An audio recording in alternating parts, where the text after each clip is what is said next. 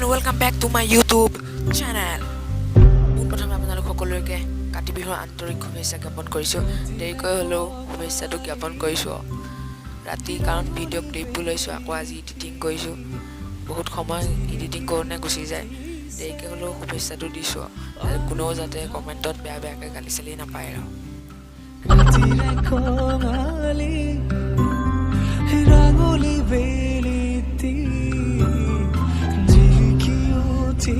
বলক আমি দেৰি নকৰি ভিডিঅ'টো আৰম্ভ কৰোঁ।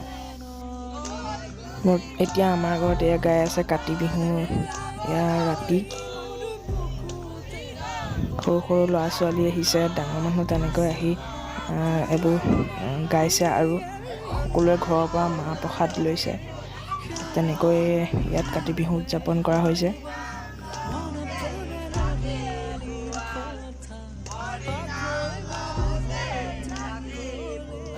বিভিন্ন ঠাইত বিভিন্ন ধৰণে কাতি বিহু পতা হয়। আমাৰ ইয়াত আপোনালোকে দেখিছে মানুহৰ ঘৰে ঘৰে গৈ তেনেদৰে তুলসীৰ তলৰ মৃগ পহু চৰে, সেই গীতটি গাই মাহ প্ৰসাদ সকলোৱে ঘৰে ঘৰে লৈ তেনেকৈ কাতি বিহু উদযাপন কৰা হয়।